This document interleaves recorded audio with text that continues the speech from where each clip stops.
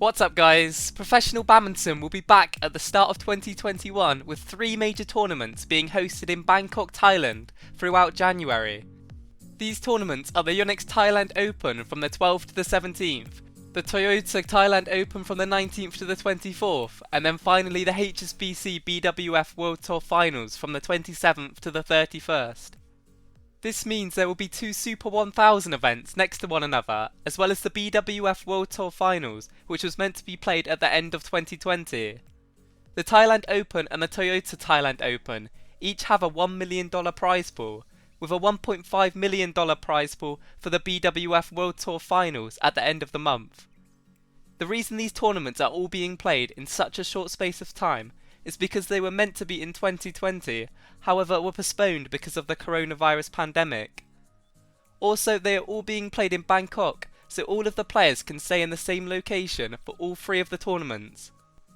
All of the badminton players are required to quarantine for 14 days and cannot go outside their bubble during the quarantine period, although they will still have time to train. This means every player competing must arrive in Bangkok by the 4th of January. This is great news for badminton fans, because we will be able to see the best players in the world competing again, and not just in one tournament, but 3 different ones in January. Hopefully all of the athletes will be able to make it to the tournaments, as this wasn't the case in the Denmark Open throughout October. However, as there are 3 really important tournaments, including the BWF World Tour Finals, I believe you will see all of the top players competing against each other again. This means we will likely see the return of Kento Momota, who hasn't played an international tournament for a year, back on court and playing against the best men's singles players in the world. We will also see the world number 1 doubles players, Kevin Sukamolio and Marcus Gideon, who we also haven't seen since March 2020. Because of this, I think we will see a lot of upsets and matches go different ways than we expect. That's what makes January even more exciting, because each tournament could play out completely different to each other. We just don't know how the players will perform after not competing against each other for so long. Perhaps we could see some new and exciting things, or even different play styles from the long time the players have had training behind closed doors. A lot of the European players played in the Denmark Open, and I think they will have a small advantage. I think you could see Anders Antonsen, who won the Denmark Open singles event, do really well in all 3 of the competitions. As well as that, Mark Lamsfors and Isabel Hertrick could pull off an upset against one of the higher seeded pairs in mixed doubles. They looked really good in October. Victor Axelsen is also coming back from injury and should be there at the tournament in January.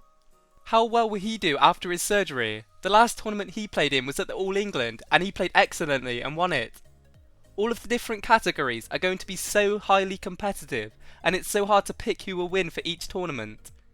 A great thing is that because all 3 of these tournaments are being played next to each other, at the end of the month we will likely be able to see the players who are looking the best going into the build-up for Tokyo Olympics in 2021.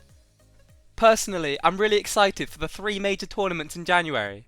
It's great to see that the Badminton World Federation are working towards resuming badminton.